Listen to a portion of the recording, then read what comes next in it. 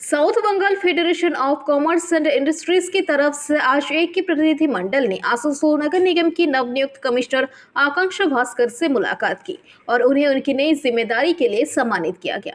इस मौके पर संगठन से जुड़े विशिष्ट उद्योगपति और समाज सेवी पवन गुटगुटिया ने कहा कि आज संगठन की तरफ से आसनसोल नगर निगम की नई कमिश्नर आकांक्षा भास्कर को सम्मानित किया गया। उन्होंने कहा कि ये बड़ी खुशी की बात है कि आसनसोल नगर निगम में कमिश्नर की नियुक्ति हो गई है, क्योंकि कमिश्नर पद पर किसी के न रहने की वजह से कई सारे मसले अनसुलझे रह जा रहे थे। उन्होंने कहा कि property tax, trade licence, NOC जैसे मसलों के लिए नगर निगम में कमिश्नर का होना अति आवश्यक है।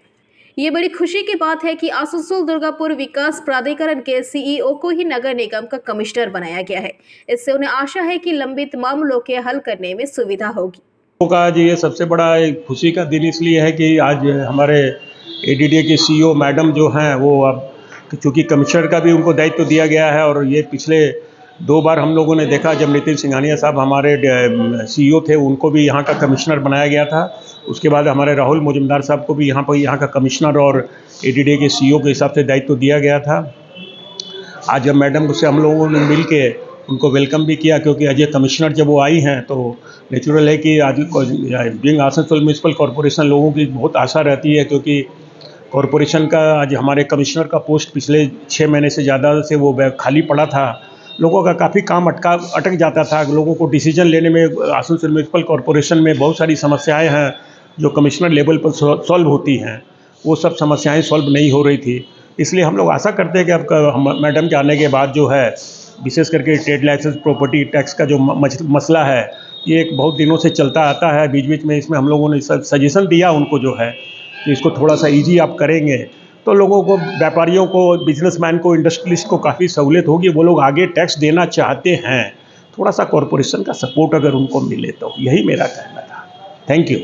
हम लोग का जो मंथली मीटिंग होता है डीएम साहब के साथ, उस मीटिंग में हमने ये सुझाव, बहुत सारा कॉरपोरेशन का इसका प्रॉब्लम आ रहा था, प्रॉपर्टी टैक्स का, एनओसी का, तो उसमें हमने सुझाव दिया था साउथ बंगाल फेडरेशन की तरफ से कि एक कमिश्नर, राहुल मुजुमदार साहब के बाद से करीब 6-7 महीना हो गया कोई कमिश्नर नहीं था। तो जब तक कमिश्नर नहीं आता है कॉरपोरेशन में तब तक काम आगे नहीं बढ़ेगा।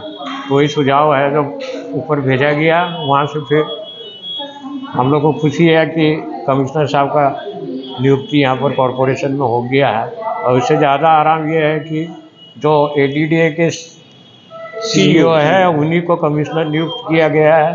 जैसे कि आप लोगों को पता होगा सिंघानिया साहब के समय में भी बहुत। आसनसोल से बीजू मंडल की रिपोर्ट, पीवीटीवी न्यूज़।